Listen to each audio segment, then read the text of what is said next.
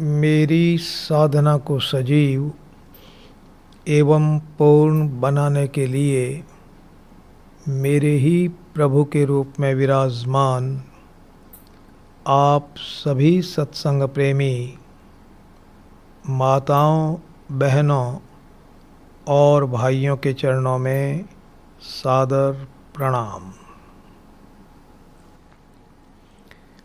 आज का विषय है स्थायी प्रसन्नता का अचूक उपाय। एक बार विषय आप फिर से सुने। स्थायी प्रसन्नता का अचूक उपाय। आप किसी भी देश के हैं, जाति के हैं, धर्म के हैं, पंथ के हैं, विचारधारा के हैं, मतांतर के हैं। आप कितने ही विद्वान हैं, बलवान हैं, गुणवान हैं, कुलवान हैं, धनवान हैं, आप कहीं भी रहते हैं, कुछ भी करते हैं, आप व्यापार करते हैं, नौकरी करते हैं, कितने ही ऊंचे पद पर आसीन हैं, आप गरीब हैं, बेपढ़े लिखे हैं, गांव में रहते हैं, खेती करते हैं, आप कैसे ही हैं, यदि आप एकांत में बैठ कर के विचार करेंगे तो आपको साफ साफ अनुभव होगा। आपको महसूस होगा कि आप अपने जीवन में स्थायी प्रसन्नता चाहते हैं। आप चाहते हैं कि मैं अपने जीवन में हमेशा प्रसन्न चित्त रहूं। यह मानव मात्र की मौलिक मांग है।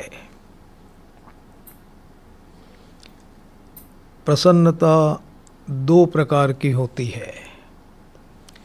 एक होती है अस्थायी प्रसन्नता और दूसरी होती है स्थायी प्रसन्नता।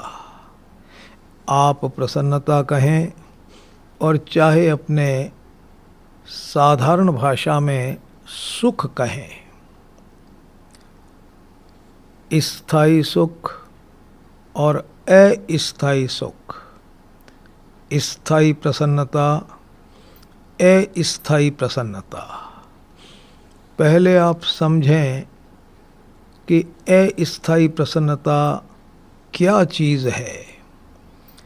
अस्थायी प्रसन्नता उस सुख को कहते हैं जो किसी भी संसार की वस्तु, व्यक्ति, परिस्थिति, अपने शरीर, इंद्रियों पर टिका रहता है, जो किसी व्यक्ति के विशेष व्यवहार पर टिका रहता है। कैसे? उदाहरण से समझें। आपको पूछा जाए कि क्या आप प्रसन्न हैं? आप कहेंगे हाँ। क्यों प्रसन्न हैं? आपका उत्तर है मेरा शरीर स्वस्थ है, इसलिए मैं प्रसन्न हूँ। मेरी आँख, मेरे कान, मेरी इंद्रियाँ अच्छी हैं, सबल हैं, मजबूत हैं, इसलिए मैं प्रसन्न हूँ। मेरे पति पत्नी, संतान, माता पिता, भाई बहन आदि परिवारजन मेरे साथ बहुत अच्छा व्यवहार करते हैं, वो सब मुझे सम्मान देते हैं, इसलिए मैं बहुत प्रसन्न हूँ। मेरा व्यापार बहुत अच्छा चलता है, इसलिए मैं बहुत प्रसन्न हूँ। मेरे पास सब प्रकार की सुख सुविधाएं हैं, इसलिए मैं प्रसन्न हूँ। इस समय मेरे जीवन में सब प्रकार की अनुकूलताएं हैं, इसलिए मैं प्रसन्न हूँ। सोचिए, आपकी प्रसन्नता किस पर टिकी हुई है?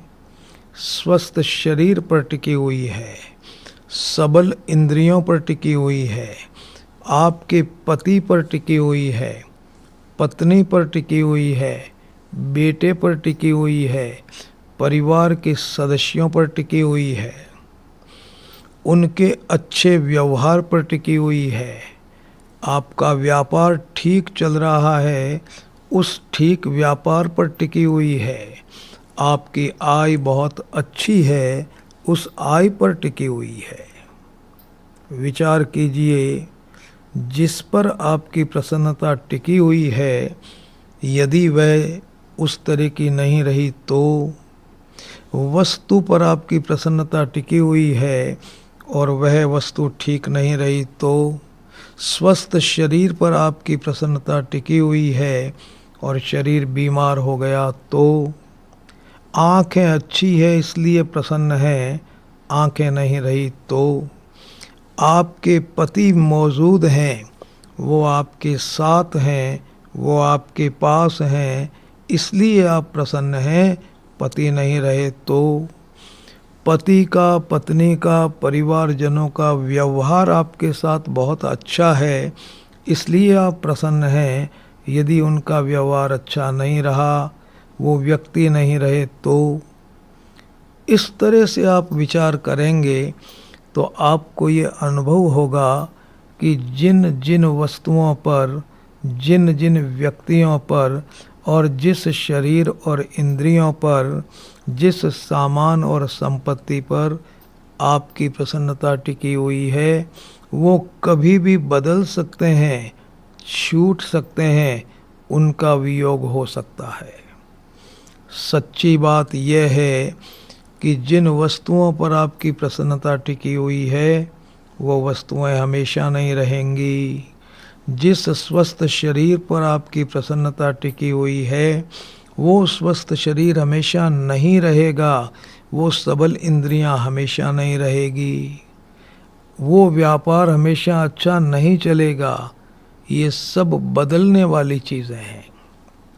इन चीज़ों पर, इन सांसारिक वस्तुओं पर, इन सांसारिक व्यक्तियों पर जो प्रसन्नता टिकी रहती है, वो प्रसन्नता तब तक तो रहती है जब तक वो वस्तुएं रहती हैं, वो व्यक्ति रहते हैं, संसार की वो चीज़ें रहती हैं। और जैसे ही वो चीज़ें हमसे दूर चली जाती है, उनका वियोग हो जाता है, उनमें परिवर्तन हो जाता है, तो हमारी प्रसन्नता खत्म हो जाती है, हम दुखी हो जाते हैं, चिंतित हो जाते हैं, परेशान हो जाते हैं। इसको कहते हैं अस्थायी प्रसन्नता, थोड़ी देर का सुख। जब तक सब कुछ ठीक है, जिन पे आपकी प्रसन्नता टिकी है, तब तक तो आप प्रसन्न हैं और उनमें किसी भी प्रकार की गड़बड़ हुई नहीं, आप खिन्न हो गए, चिंतित हो गए, परेशान हो गए। याद रखना, ये जो अस्थायी प्रसन्नता है ना, इसको लौकिक सुख भी कहते हैं, इसको सांसारिक सुख भी कहते हैं। संसार की वस्तुओं से, व्यक्तियों से जो प्रसन्नता मिलती है, उसको कहते हैं अस्थायी प्रसन्नता। आप जानते हैं संसार की क्या परिभाषा है? बहुत ध्यान से सुनना। संसार कहते हैं उसको जो जन्मता है, फिर बढ़ता है, बदलता है, बिगड़ता है और अंत में मरता है, उसको कहते हैं संसार। यदि आपको संसार की परिभाषा याद रखनी है तो आप अपने शरीर को देखते रहें। देखो, एक दिन आपका शरीर जन्मा था, शरीर बढ़ गया, शरीर बदल गया। आज से 15 साल पहले का चेहरा आप देखें, अपनी फ़ोटो आप देखें, तो आपको अपना चेहरा बदला हुआ नज़र आएगा। शरीर बदल गया। और एक अवस्था के बाद, 45 साल के बाद, 50 साल के बाद, आप कुछ भी कर लें, आपका शरीर बिगड़ेगा। बिगड़ेगा का मतलब आपके शरीर में कमजोरी आ जाएगी, आँखें कमज़ोर हो जाएगी, कानों से कम सुनाई देने लगेगा, चलने फिरने में आपको कठिनाई महसूस होगी, कमर में और घुटनों में दर्द रहने लगेगा। ये शरीर की बिगड़ती हुई अवस्था है। और जब शरीर बिगड़ता है ना, तो शरीर के ऊपर बिगड़ने के कुछ निशान भी प्रकट हो जाते हैं। बाल सफ़ेद हो गए, चेहरे पे झुर्रियाँ पड़ गई, शरीर में जगह जगह दाग हो गए। शरीर के बिगड़ने की अवस्था है। और बिगड़ने के बाद शरीर की अंतिम अवस्था है मरना। तो शरीर जन्मता है, बढ़ता है, बदलता है, बिगड़ता है और अंत में मरता है। तो ये संसार का एक नमूना हो गया। तो संसार किसे कहेंगे? जो जन्मता है, बढ़ता है, बदलता है, बिगड़ता है और अंत में मरता है। याद रखना, आपको इन आँखों से अपने शरीर सहित जो कुछ दिखाई दे रहा है, सब का सब संसार की परिभाषा में शामिल है।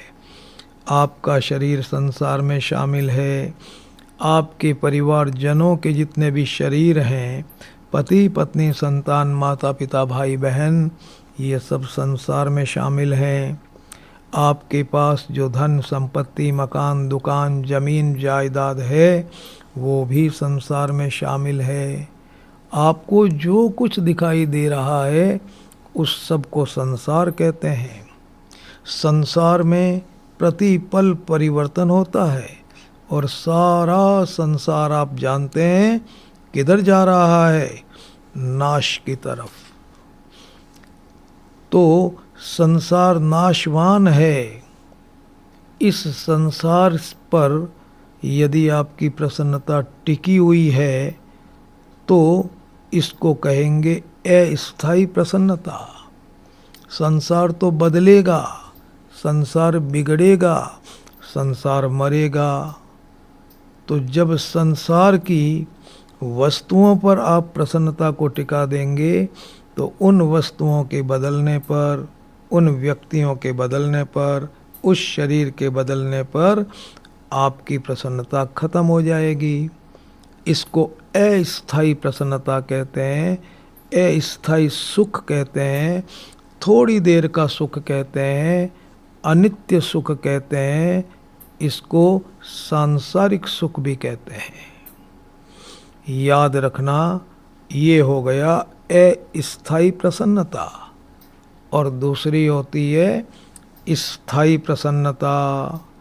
स्थायी प्रसन्नता का मतलब ऐसा आराम, ऐसा आनंद, ऐसा सुख जो हमेशा बना रहता है। कितना ही बड़ा परिवर्तन हो जाए बाहर, कितना ही बदल जाए बाहर का संसार, हर परिस्थिति में, हर स्थान पर, हर हाल में जो सुख वैसा की वैसा बना रहता है, उसको कहते हैं स्थायी प्रसन्नता। स्थायी आनंद भी कहते हैं इसको। शरीर कितना ही बुढ़ा हो गया, शरीर में कितनी ही बड़ी बड़ी बीमारियां आ गई, लेकिन वो प्रसन्नता वैसी की वैसी बनी हुई। व्यापार में बहुत बड़ा घाटा लग गया, प्रसन्नता आपकी वैसी की वैसी बनी हुई, उसमें किसी भी प्रकार की कोई कमी नहीं।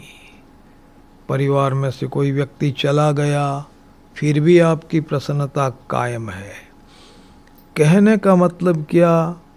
बाहर कितना ही परिवर्तन हो जाए, कितनी ही बड़ी प्रतिकूलता आ जाए, कुछ भी हो जाए, लेकिन आपकी प्रसन्नता में कोई कमी नहीं। स्थायी प्रसन्नता उसी को कहते हैं जो हमेशा वैसी की वैसी बनी रहती है और समय के साथ साथ जो बढ़ती जाती है, बढ़ती जाती है, बढ़ती जाती है, इसको कहते हैं स्थायी प्रसन्नता। याद रखना, ये जो स्थायी प्रसन्नता है ना, इसके बहुत से दूसरे नाम भी हैं।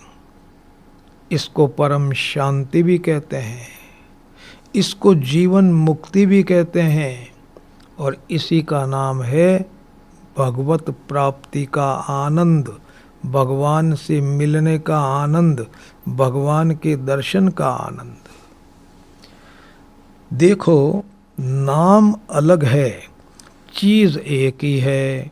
आप इसको मानसिक शांति भी कह सकते हैं, परम शांति भी कह सकते हैं, ईश्वर प्राप्ति का आनंद भी कह सकते हैं, इसको अलौकिक आनंद भी कहते हैं, अखंड आनंद भी कहते हैं, निजानंद भी कहते हैं।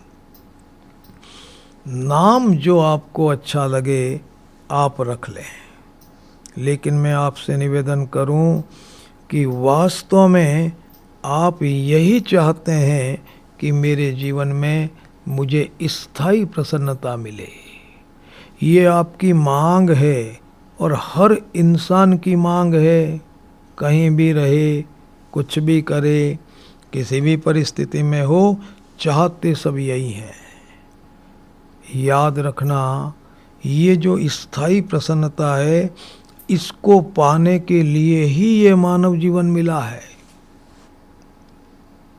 मानव जीवन की हमारे शास्त्रों में बहुत महिमा बताई गई। आप जानते हैं क्यों बताई गई? इसलिए बताई गई कि इस जीवन में आप स्थायी प्रसन्नता को प्राप्त कर सकते हैं। 84 लाख तरह के सजीव प्राणी हैं इस दुनिया में, जिसमें इंद्र भी शामिल है और हम लोग भी शामिल हैं। 84 लाख तरह के प्राणियों में ये ताकत भगवान ने किसी को नहीं दी, केवल इंसान को ये ताकत दी कि यदि वो चाहे तो अपने जीवन में स्थायी प्रसन्नता को प्राप्त कर सकता है। ये मानव जीवन का एक आधारभूत लक्ष्य है। एक बात मैं आपको और बताऊं, आपने आज तक जितनी मेहनत की, जितनी दौड़ भाग की, और आज जितनी दौड़ भाग आप कर रहे हैं, सारी दौड़ भाग का एक ही उद्देश्य है कि आप अपने जीवन में स्थायी प्रसन्नता चाहते हैं, बहुत आराम से रहना चाहते हैं, आनंद से रहना चाहते हैं। ये आपकी मांग है, ये आपके जीवन का एक उद्देश्य है। आप जाने और चाहे न जाने, ये आपका लक्ष्य है। देखो, आप चाहते हैं स्थायी प्रसन्नता, लेकिन आप प्रसन्न रह नहीं पा रहे हैं। बीच बीच में आपको चिंता हो जाती है, दुख होता है, परेशानी महसूस होती है। पता नहीं आपने आज तक कितने उपाय कर लिए होंगे कि मैं अपने जीवन में प्रसन्न रहूं, आनंद से रहूं, नहीं रह पा रहे हैं। अब हम क्या करें? स्थायी प्रसन्नता हमको कैसे मिले? तो इस संबंध में मैं आपको एक बात बता रहा हूँ। स्थायी प्रसन्नता मिलेगी कैसे आपको? एक संत हुए, उनका नाम परम श्रद्धे स्वामी श्री शरणानंद जी महाराज। आंखें नहीं थी उनके, 10 वर्ष की आयु में उनकी आंखें चली गई। 19 वर्ष की अवस्था में वो साधु बन गए। साधु बनने के बाद एक दिन वो अपने गुरु जी के सामने बैठे हुए थे। उनके मन में आया कि मैं शास्त्र पढ़ूं। सोचा कि मैं शास्त्र पढ़ूं, फिर सोचा पढ़ूंगा कैसे? आंखें नहीं हैं, कैसे शास्त्र पढ़ूंगा? इतने में उनके गुरुजी बोले। गुरुजी बोले, बेटा शास्त्र पढ़ने की इच्छा हुई है क्या? उन्होंने कहा कि महाराज इच्छा तो हुई है। बोले इच्छा हुई है तो भैया पढ़ोगे कैसे? बोले महाराज मैं यही सोच करके रह गया कि आंखें नहीं है तो अब कैसे शास्त्र पढ़ूं। तब उनके गुरुजी ने उनको एक बात कही, बहुत जोरदार बात है। इन वाक्यों को यदि आप दिन में 1-2 बार दोहरा लें तो आपकी साधना आगे बढ़ जाएगी। गुरुजी ने कहा, ठहरी हुई बुद्धि में श्रुतियों का ज्ञान, संपूर्ण शास्त्रों का ज्ञान स्वतः अवतरित हो जाता है। उस ज्ञान की पाठशाला है एकांत और पाठ है मौन। एक बार इस वाक्य को आप और सुन लें। ठहरी हुई बुद्धि में संपूर्ण शास्त्रों का ज्ञान स्वतः अवतरित हो जाता है। उस ज्ञान की पाठशाला है एकांत और पाठ है मौन।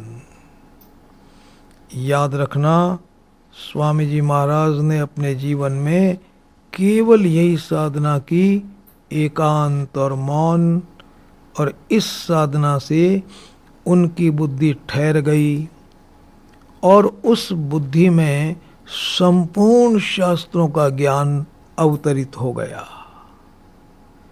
एकांत किसे कहते हैं? एकांत का सामान्य अर्थ होता है अकेले रहना। कोई आपके साथ में नहीं रहे, आप अपने कमरे में अकेले हैं 2 घंटा, 4 घंटा, 5 घंटा, तो इसको एकांत बोलते हैं, एकांत। लेकिन एकांत का गहरा अर्थ दूसरा है। एकांत का गहरा अर्थ क्या है?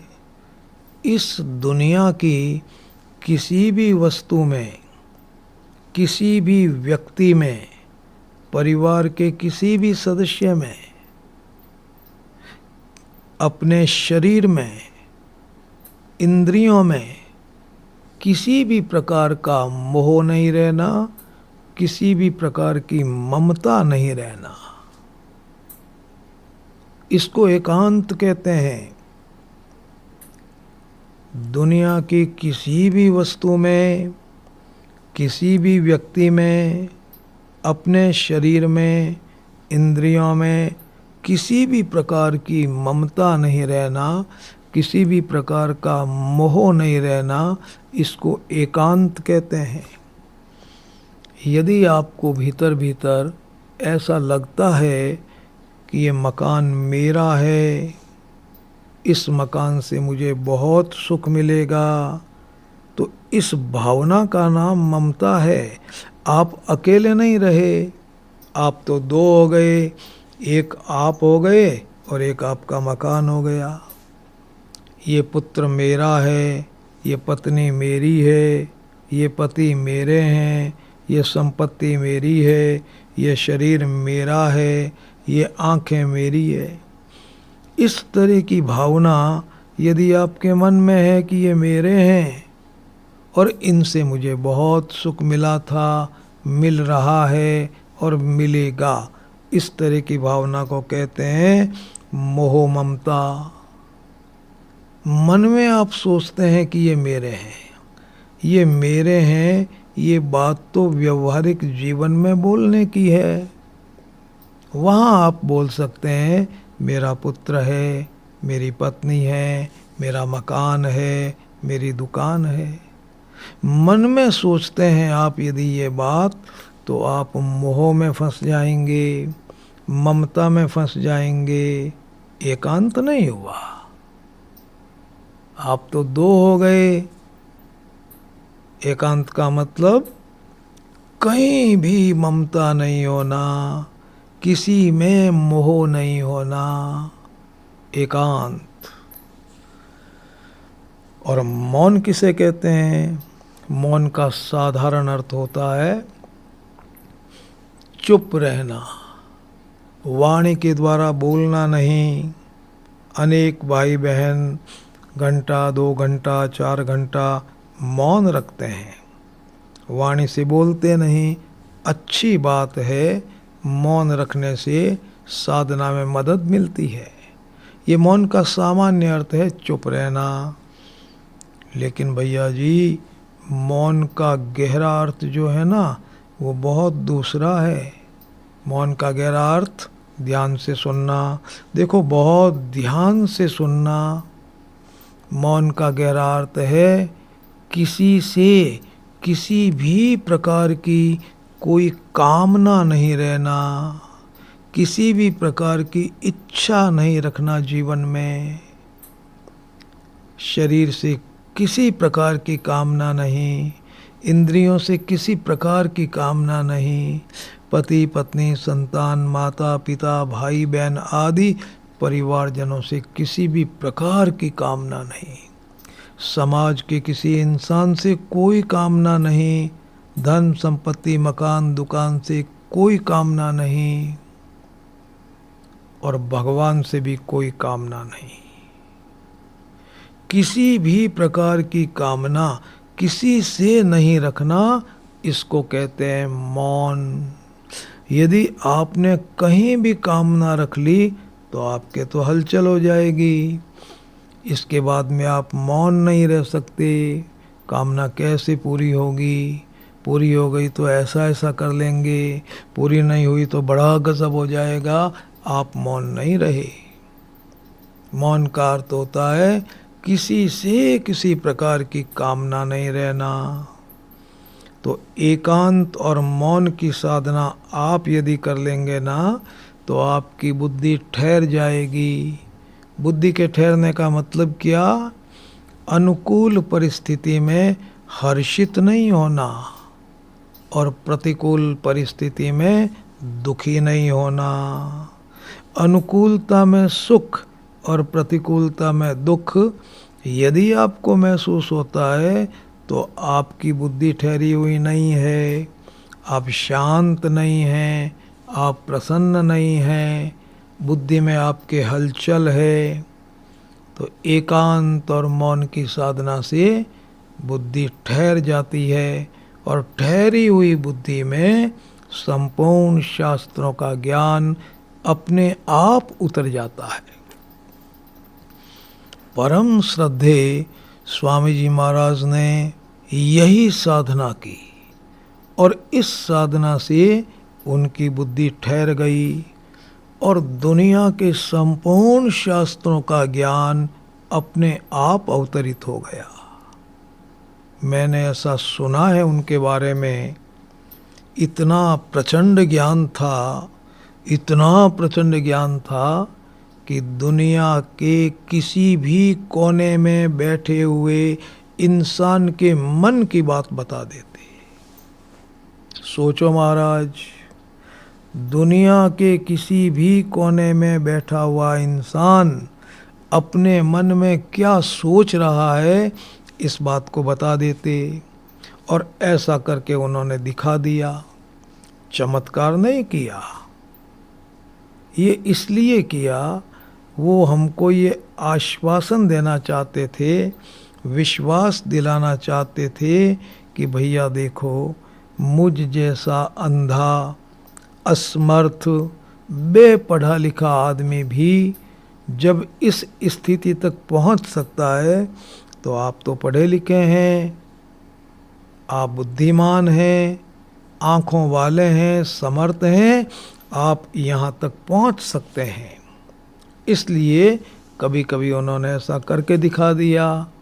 और मैंने ऐसा भी सुना है कि उन्होंने किसी के प्रवचनों को नहीं सुना और अध्ययन की तो बात ही नहीं थी।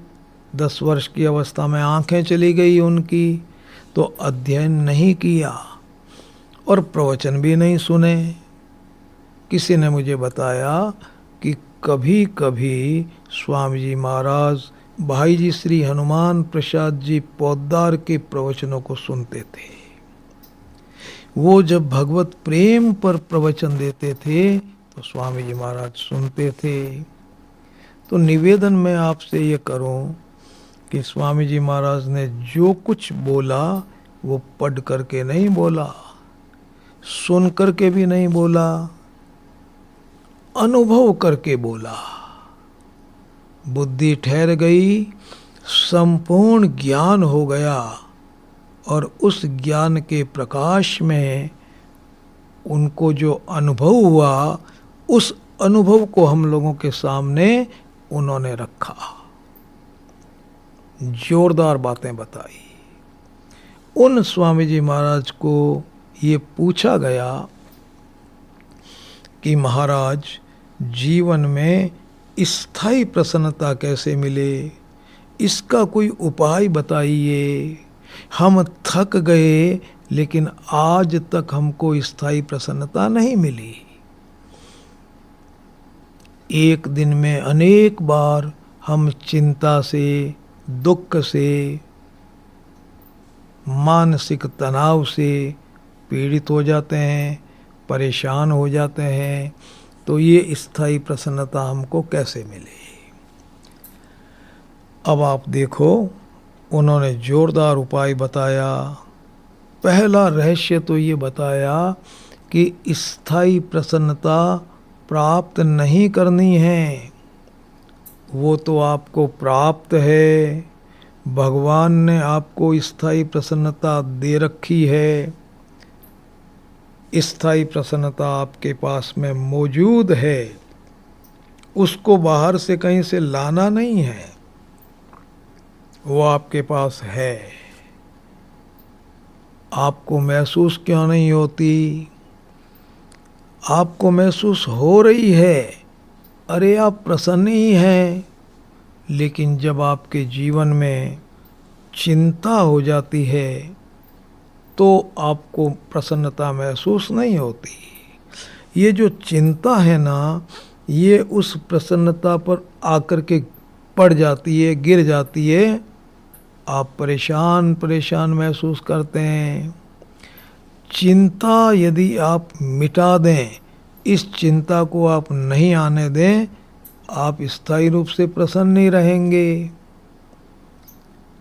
ये चिंता जो आपको होती है ना, ये आप में है नहीं, ये तो किसी न किसी कारण से बाहर से आ जाती है। अब आप क्या करो? किसी भी उपाय से इस चिंता को मत आने दो, फिर आप देखना आप प्रसन्न ही रहेंगे। चिंता आते ही आपकी प्रसन्नता कम हो जाती है। प्रसन्नता तो है पहले से, लेकिन चिंता ने आपकी प्रसन्नता को घटा दिया। भारी चिंता हो गई तो ऐसा लगता है कि प्रसन्नता गायब ही हो गई। तो याद रखना, हमें इस जीवन में स्थायी प्रसन्नता के लिए जो साधना करनी है, वो साधना नहीं है, वो तो एक सावधानी है। और सावधानी क्या है? हमारे जीवन में हमको चिंता महसूस नहीं होनी चाहिए, चिंता मिट जानी चाहिए। आप चिंता को मिटा लीजिए किसी तरह से, आप प्रसन्न ही रहेंगे। अब मैं आपसे निवेदन करूं कि ये चिंता कैसे मिटेगी? स्वामी जी महाराज को पूछा गया कि महाराज ये चिंता कैसे मिटेगी? तो उन्होंने 4 सवाल पूछे। पहला सवाल पूछा कि चिंता को आप अभी अभी मिटाना चाहते हैं या कुछ समय बाद? बताइए आपका क्या उत्तर है? सबका एक ही उत्तर होगा कि इस चिंता नाम की बीमारी को तो हम अभी अभी मिटाना चाहते हैं। दूसरा सवाल, आप अपनी चिंता को सदैव के लिए मिटाना चाहते हैं या कुछ समय के लिए, कि भाई 15-20 दिन के लिए चिंता मिट जाए फिर कोई बात नहीं, ऐसा चाहते हैं क्या? आपका उत्तर होगा और सबका उत्तर होगा कि हम अपनी चिंता को सदैव के लिए मिटाना चाहते हैं। तीसरा सवाल पूछा कि आप अपनी चिंता को सर्वांश में मिटाना चाहते हैं जड़ मूल से मिटाना चाहते हैं या थोड़ा बहुत रखना चाहते हैं? जोरदार सवाल है।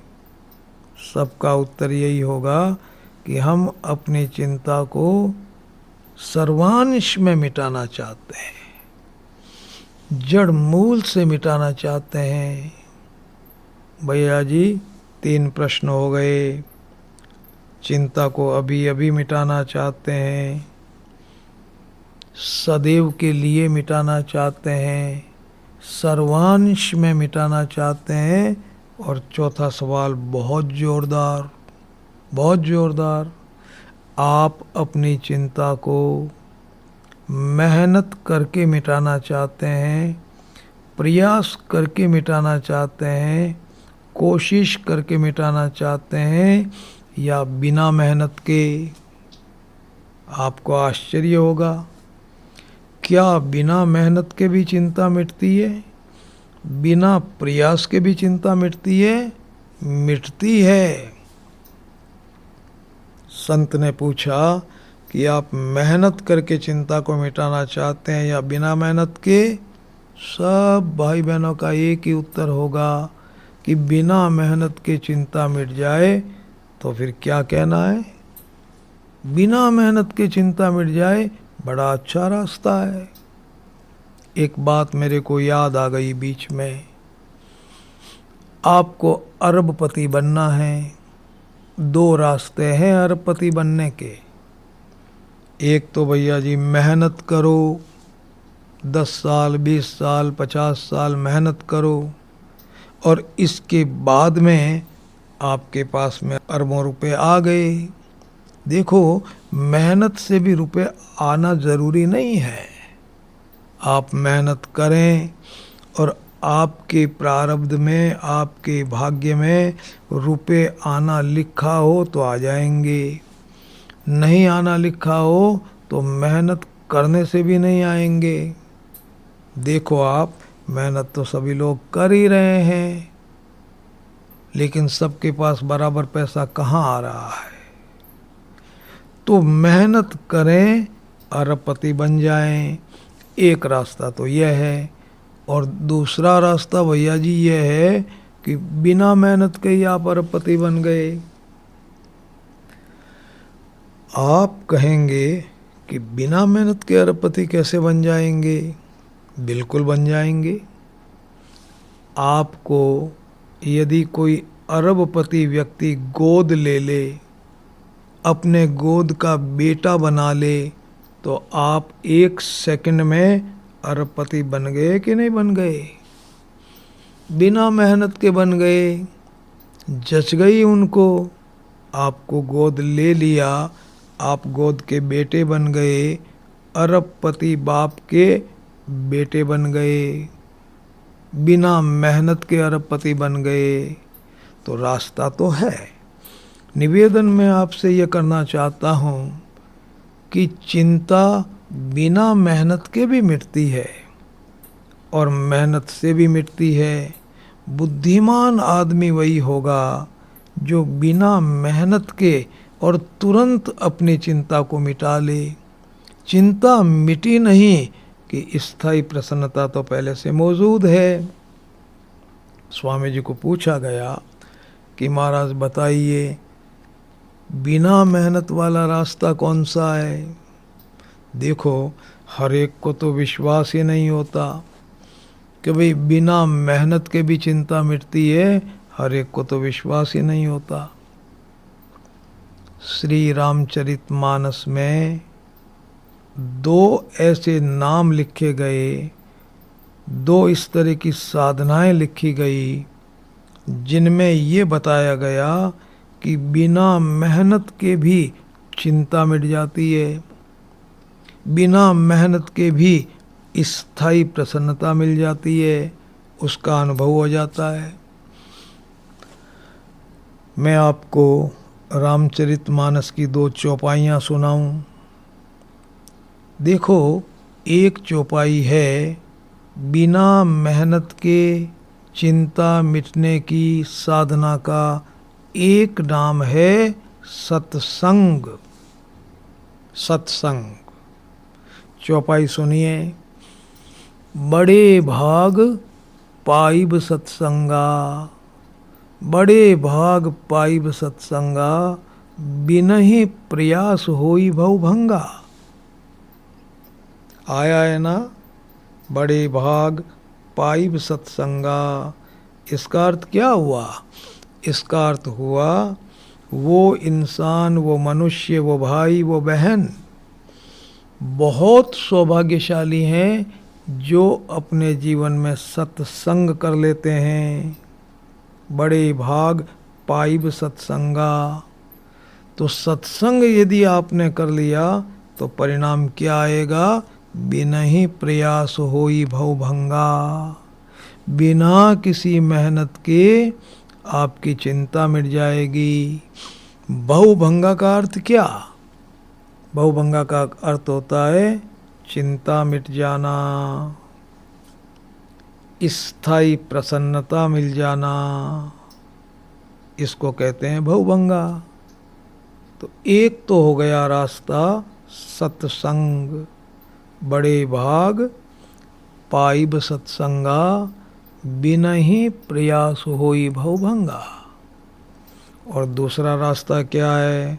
उसका नाम है परमात्मा का विश्वास। चौपाई सुना रहा हूं आपसे। उपजई राम चरण विश्वासा, उपजई राम चरण विश्वासा, भव निधि तर नर बिनहि प्रयासा।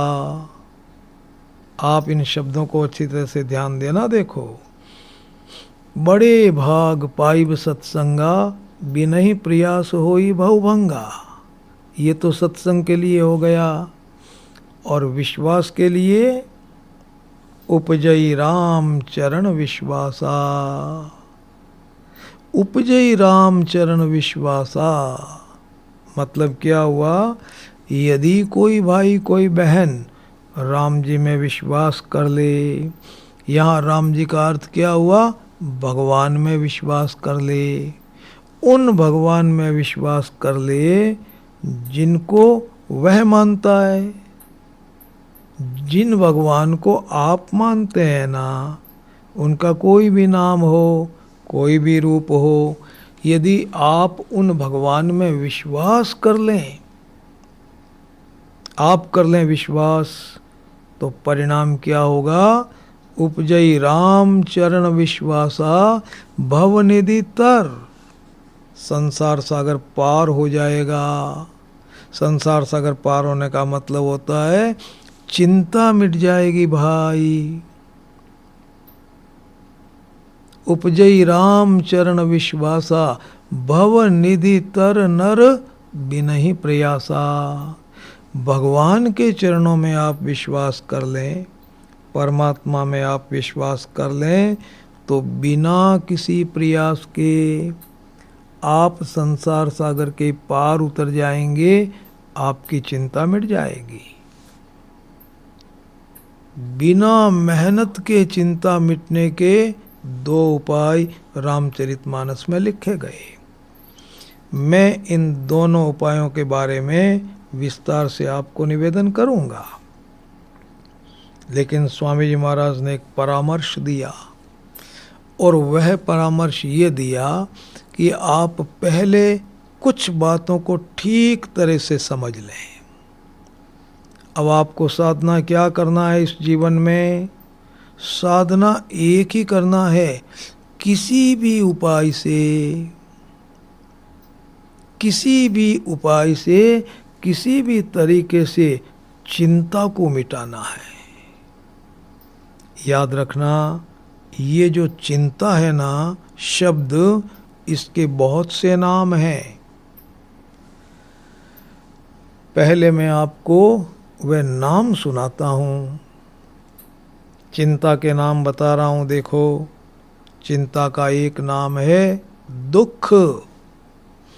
चिंता का ही दूसरा नाम है मानसिक तनाव। चिंता का तीसरा नाम है भय लगना। चिंता का चौथा नाम है डिप्रेशन। और चिंता का 5वां नाम है निराशा। चिंता का 6ठा नाम है हलचल। अगला नाम है घबराहट। फिर अगला नाम है खिन्नता, परेशानी, उदासी। चिंता के नाम हैं। बहुत से नाम बता दिए आपको। इनमें से कोई भी चीज़ यदि आपको अपने जीवन में कभी भी अनुभव होती है, महसूस होती है ना, तो समझ लेना कि मेरे जीवन में चिंता है। चिंता के बहुत से नाम मैंने आपसे बता दिए। अब मैं आपको बताऊं कि ये चिंता मिटने का मतलब क्या होता है। इसको समझना भी बहुत ज़रूरी है भैया जी, नहीं तो आपके जीवन में धोखा हो जाएगा।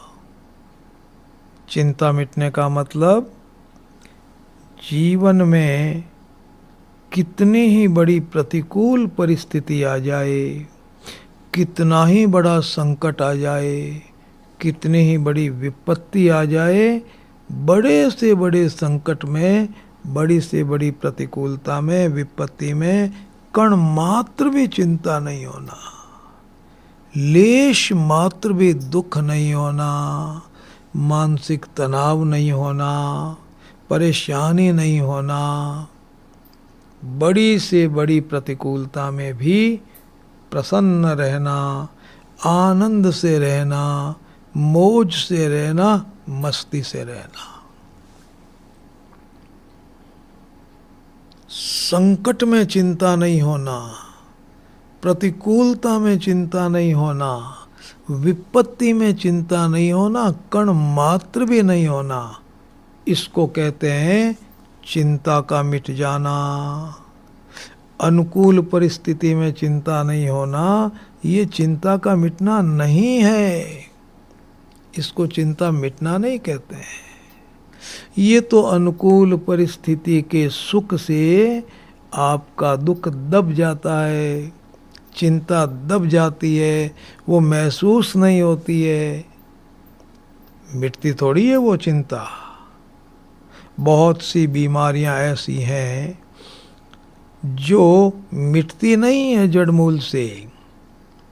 डॉक्टर लोग ऐसा बताते हैं कि भाई एक बार आपको चीनी की बीमारी हो गई, ब्लड प्रेशर की बीमारी हो गई, तो भैया जी इसकी जड़ नहीं जाएगी।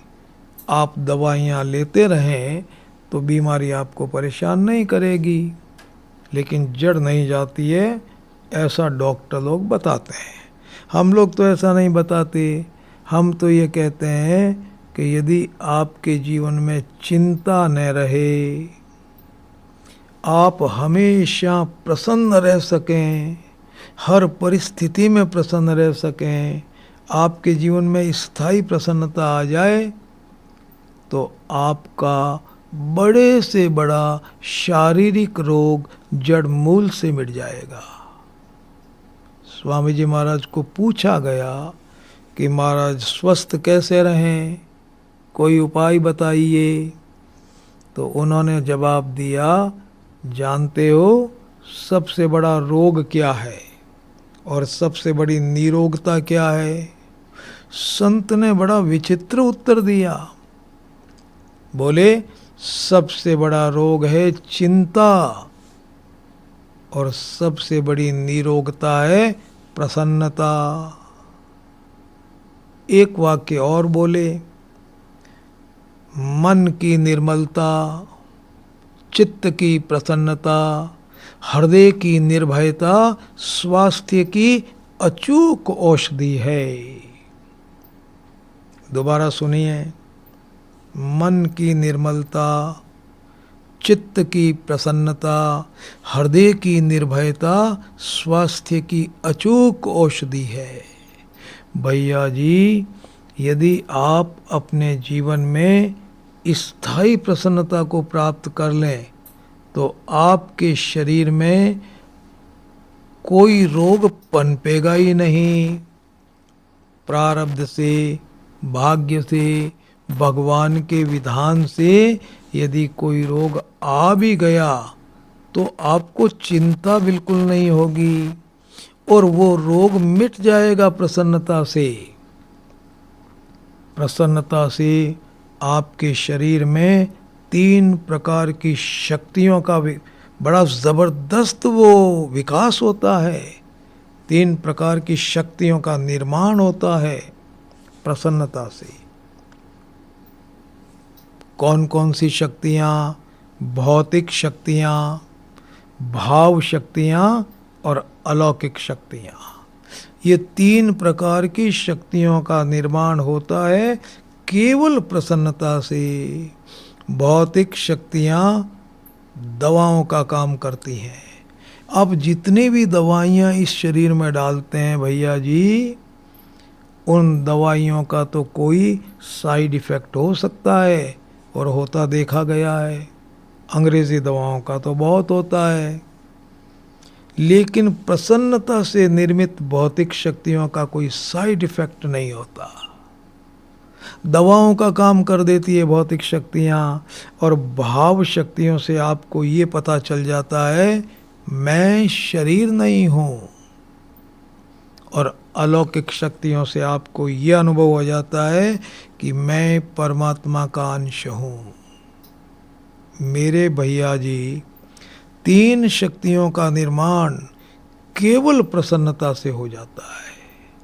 निवेदन में आपसे ये कर रहा था कि चिंता मिटने का जो अर्थ है ना, वो है बड़े से बड़ा संकट जीवन में आ जाए, बड़ी से बड़ी विपत्ति आ जाए, वो विपत्ति शरीर पर आ जाए, परिवार के सदस्यों पर आ जाए, आपके व्यापार नौकरी पर आ जाए, संबंधियों और मित्रों पर आ जाए, कहीं भी आ जाए, और कितने ही बड़ी विपत्ति आ जाए, उसमें लेश मात्र भी चिंता नहीं होना, इसको कहते हैं चिंता का मिट जाना।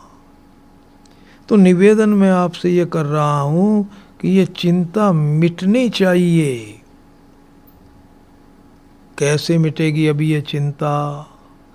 भैया जी, चिंता मिटेगी सत्संग से, और चिंता मिटेगी परमात्मा में विश्वास करने से। दोनों में से जो तरीका आपको पसंद हो वो तरीका आप अपने जीवन में अपना लें।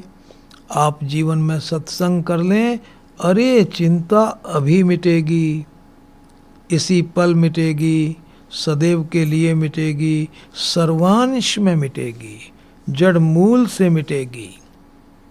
निवेदन में आपसे ये करूं कि ये सत्संग चीज़ क्या है। इसके पहले आप जरा ये सोचें चिंता कब होती है, फिर सोचें चिंता किसकी होती है, और फिर सोचें चिंता क्यों होती है। 3 प्रश्न मैंने आपके सामने रख दिए। चिंता कब होती है? एकदम सही उत्तर। इसके अलावा यदि आप किसी भी प्रकार की बात सोचेंगे ना, तो वो आपका उत्तर ठीक नहीं माना जाएगा भैया जी। आप कितना ही सोच करके देख लेना, यही उत्तर आएगा। चिंता कब होती है?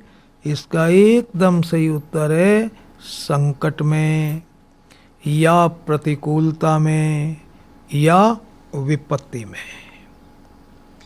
और वो विपत्ति कहाँ आती है तब आपको चिंता होती है? चिंता कब होती है? विपत्ति में। और चिंता किसकी होती है? वो विपत्ति कहाँ आती है, वो संकट कहाँ आता है तब आपको चिंता होती है? इसका उत्तर है केवल आपके परिवार में। आपके परिवार में यदि किसी भी प्रकार का संकट आता है, बस तभी आपको चिंता होती है। परिवार के अलावा इतनी बड़ी दुनिया में कितना ही बड़ा संकट कहीं भी आ जाए, भैया जी आपको चिंता नहीं हो सकती। दूसरों के संकट को देख करके, दूसरों को विपत्ति में देख करके आपको दया आ सकती है, करुणा आ सकती है, और करुणा से प्रेरित होकर के आप उनकी मदद कर सकते हैं, उनके चिंता को, दुख को मिटाने में आप सहयोग दे सकते हैं। वो तो बहुत बड़ा गुण है, दया आना बहुत बड़ा गुण है। लेकिन चिंता होना ये तो व्यक्तित्व की बहुत बड़ी कमजोरी है। मैं निवेदन आपसे ये कर रहा था, संकट कहाँ आता है तब आपको चिंता होती है? इसका उत्तर है आपके परिवार में। और यहाँ आपके परिवार का अर्थ क्या? परिवार का अर्थ 3 चीज़ों से है। आपके परिवार में 3 सदस्य हैं, ऐसा आप बोल सकते हैं। इस दुनिया में जितने भी भाई बहन हैं, उनके परिवार में 3 ही सदस्य हैं। परिवार के 3 अंग हैं। कौन कौन से? आपके परिवार का पहला अंग है आपका शरीर, जिसको लेकर के आप यहाँ बैठे हैं। इस शरीर में किसी भी प्रकार की कोई विपत्ति आ जाए, कोई बीमारी आ जाए, कोई इसका अपमान कर दे, आपको चिंता हो जाती है। परिवार का दूसरा अंग आपके नज़दीक के परिवारजन। नज़दीक के परिवारजनों में कौन कौन आएंगे? आपके पति पत्नी, संतान, माता पिता, भाई बहन, दामाद, पौत्र पौत्रियाँ वगैरह, ये परिवार के नज़दीक के सदस्य हैं। इनके जीवन में जब किसी भी प्रकार का कोई संकट आता है ना, तो आपको चिंता हो जाती है। और आपके परिवार का तीसरा अंग है आपका निजी सामान और संपत्ति। आपके पास में जो भी सामान और संपत्ति है ना, उसमें यदि किसी भी प्रकार का नुकसान होता है तो आपको चिंता हो जाती है। भैया जी, बस इतनी बड़ी दुनिया में ये आपका एक छोटा सा परिवार है, जिसमें संकट आने पर आपको चिंता हो जाती है। श्री रामचरितमानस में भगवान राम ने भी परिवार की यही परिभाषा बताई। जननी जनक बंधु सुतदारा, तन धन भवन सुहृद परिवारा। सुंदरकांड आप बहुत पढ़ते हैं, बहुत अच्छी बात है। और ये सुंदरकांड में भगवान की वाणी है, जननी जनक बंधु सुतदारा, तन धन भवन सुहृद परिवारा। तो परिवार में 3 चीज हो गई। अब देखो, प्रतिकूलता तो भैया जी आएगी, उसको आप रोक नहीं सकते, टाल नहीं सकते। प्रतिकूलता आए और आपको चिंता नहीं हो, इसका उपाय क्या है? इसका उपाय है अपने जीवन में भैया जी सत्संग करो, सत्संग करो। यदि आप जीवन में सत्संग कर लेंगे, और वो सत्संग भी कितनी देर करना है? केवल 1 सेकंड, 1 पल यदि आप जीवन में सत्संग कर लें, आपकी चिंता तुरंत मिट जाएगी। अब ये सत्संग क्या चीज़ है, हम सत्संग कैसे करें, इस संबंध में विचार करेंगे हमारी अगली सभा में। भगवान हम सभी भाई बहनों को ये शक्ति प्रदान करें कि हम अपने जीवन में सत्संग करें, जीवन को सफल बनाएं। इसी सद्भावना के साथ सभी भाई बहनों को सादर प्रणाम।